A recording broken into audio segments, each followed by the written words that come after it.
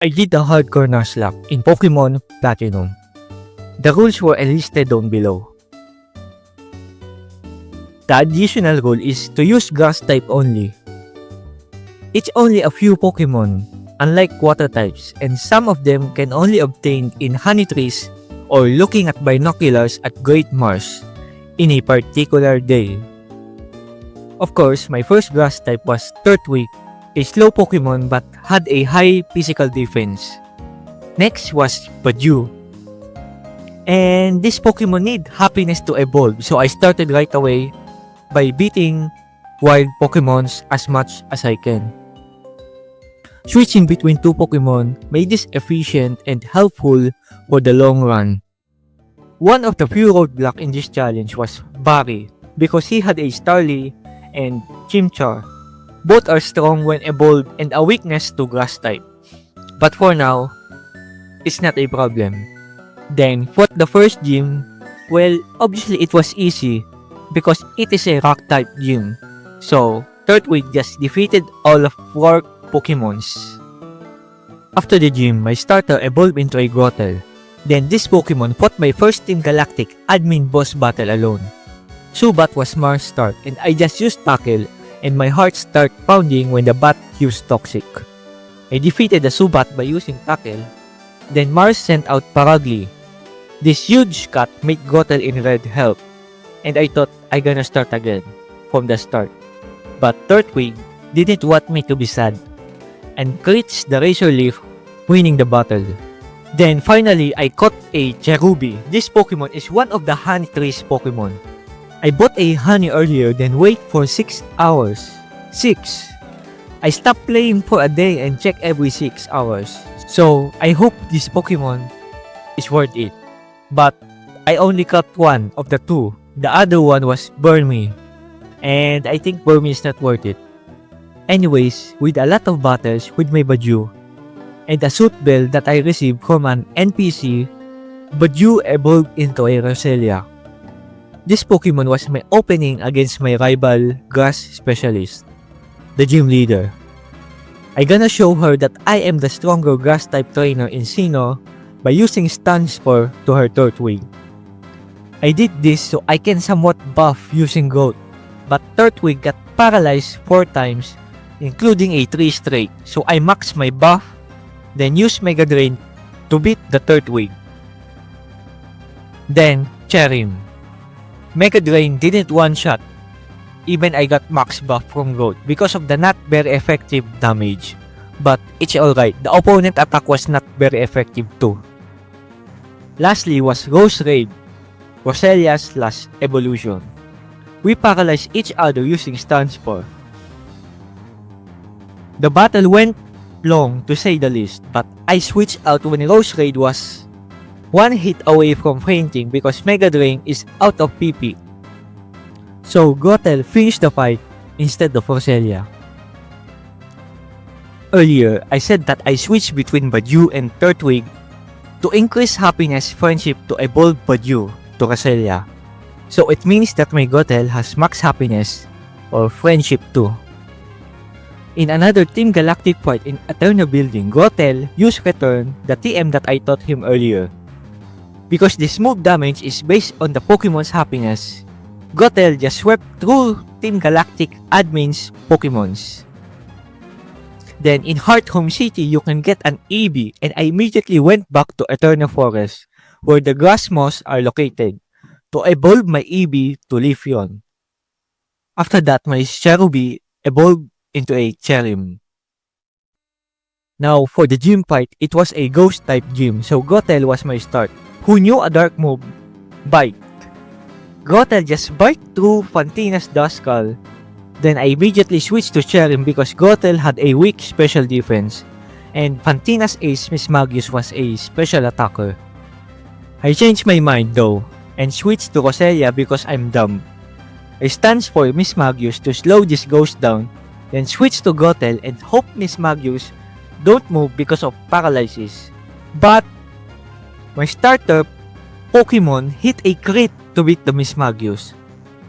Then Fantina's last Pokemon met the same fate, winning the fight. Man, I might lose if Gothel didn't hit the crit. Anyways, the next battle was Barry, and this particular battle are getting harder because of his flying and fire type evolve.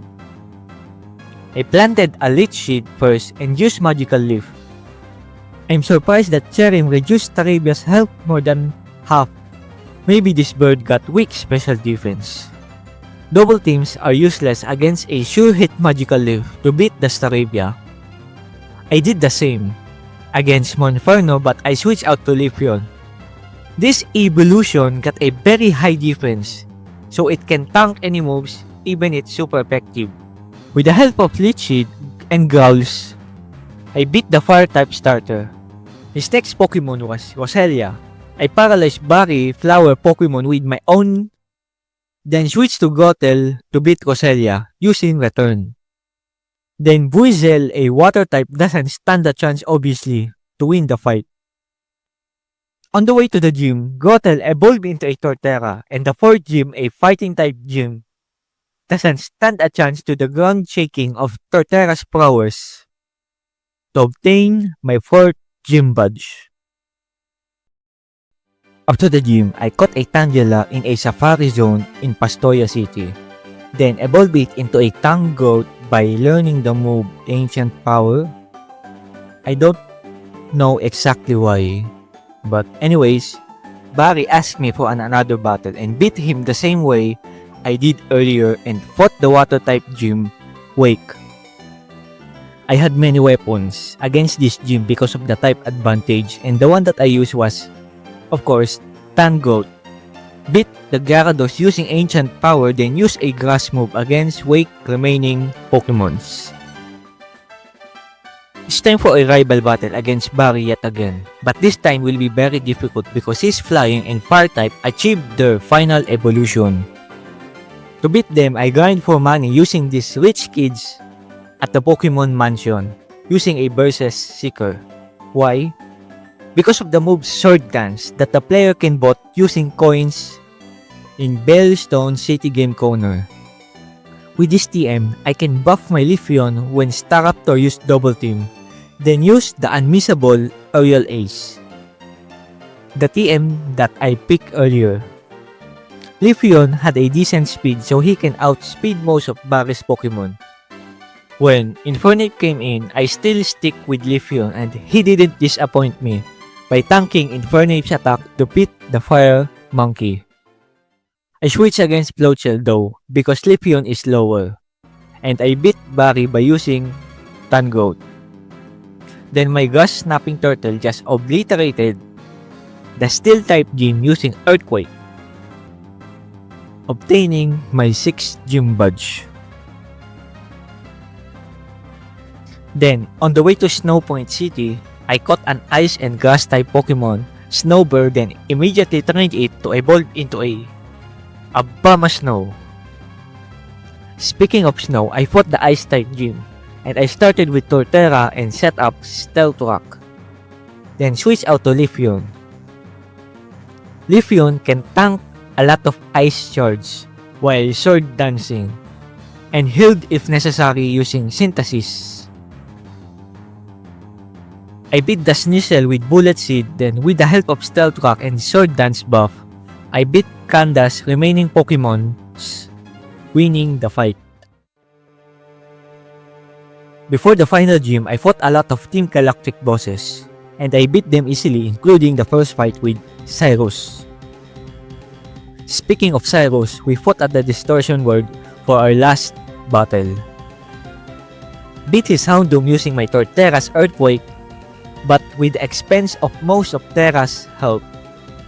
So I switched to Tangoat when Weavile came in. Then I sacrificed Cherim against Kobat because I don't have a way out. The only way out was to cleanly switch to Abomasnow by sacrificing one Pokemon to beat the Kobat. Then Abomasnow just obliterated Honchkrow and Gyarados to disband the Team Galactic. After this, I checked the honey trees for a Burmy encounter. Finally, I got one. This Pokemon will be a grass type if the Burmy is a female and had a particular ability.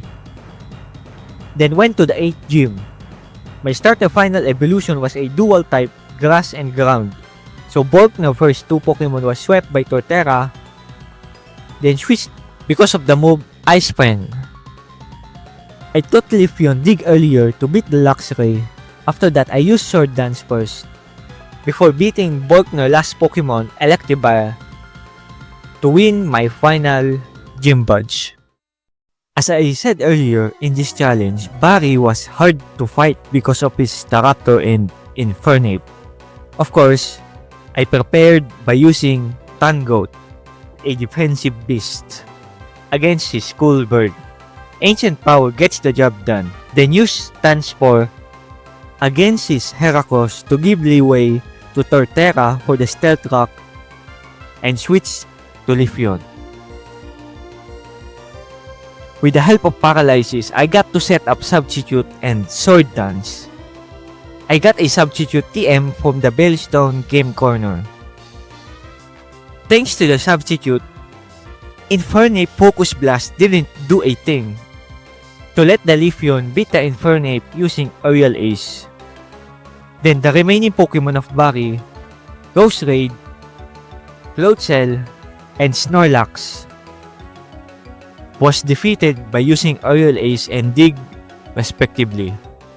After that, I grind for EVs and experience, and these were the results. The level cap was 59 because Lucian, highest level Pokemon, was 59. Torterra with high attack and defense, same with Tangoat and Leafeon. Then Roserade with his special stats and speed. I taught Roserade Shadow Ball for the Psychic Elite Four later. Then Abomasnow with balanced stats and taught him Sword Dance too, just in case. Lastly, Plant Wormadam. I didn't grind for this Pokemon because she was a sacrificial lamb for a clean switch. After all that, the first Elite Four was a bug type, a weakness to grass. But I don't care, I had Tango that knew Ancient Power. And if I'm lucky, my Pokemon will get an Omni Boost because of this move. And I got one. I got one Omni Boost before my Ancient Power PP ran out. And because of that, I beat Scizor, Heracross, and then Drapion using Brick Break or Power Whip to win the fight. The next fight was the complete opposite. I just swept the Ground Elite Four using Roserade to beat Bertha, and then it's back to a weakness of Grass type, a Fire type. Thankfully, Leafeon exists with a decent speed. He just dig his way to Houndoom, Flareon, and Rapidash. Magmorta is a different story though, because of Leafeon very weak special defense, so I sacrificed Wormadam to clean switch to Roserade holding a choice specs. Magmortar took a crit from Roserade. Then Flint sent out his Infernape. Of course, I switched out to Tangoat hoping it would tank the Flare Blitz, and she tanked it, but my Pokemon got burned, so I had no choice but to sacrifice it. Thankfully, I got another full health, high defense Pokemon, Torterra, who beat Infernape using Earthquake. Finally, it's time for the final Elite Four. As I said earlier, Roserade was the Pokemon to face Lucian. That's why I taught him Shadow Ball. Obviously, I one-shotted Mr. Mime and Espeon. Then outspeed Alakazam because I trained Rose Speed EVs. But I failed to one-shot the Bronzong. It's okay though, I expected it because Bronzong was known for defense. The situation changed when Gallade came out because Gallade was a physical attacker and my Roserade was frail physically. So, I was scared. To be safe, I retreated to switch out to Leafeon, who had a great physical defense. Leafeon proved that I made the right choice, beating the last Elite Four. The cool champion was next. Cynthia always started with Spiritomb, and I started with Torterra. I use my Snapping Turtle to set up Stealth Rock for an additional damage for the future. After beating Spiritomb, I sacrifice my Snapping Turtle, so Obama Snow can have a clean switch. My Snow Tree survived Air Slash, then freeze Togekiss using Blizzard. I sacrifice again for a Leafeon clean switch. Okay, I'm not a bad trainer, it's just necessary to sacrifice to beat this challenge, and it doesn't matter, this is the last fight. Anyways, with the help of Citrus Berry, I sneak one Sword Dance before attacking the Lucario using Dig, then one-shot Cynthia's Rose Raid using Aerial Ace. After that, her Ace came out. Garchomp. I really tried to finish the Shark Dragon using Leafeon, but Garchomp knew Flamethrower, so Leafeon got set on fire. I took revenge by using Rose Raid holding a Choice Spec. It took 2 Giga Drains to beat Garchomp, then her last Pokemon was Milotic. Come on. Obviously, I one-shotted it to beat the Xenos champion, Cynthia. A Grass-type focus team can beat the Pokemon League, but with a lot of grind for EVs because most strong Pokemon outspeed most of Grass Pokemons.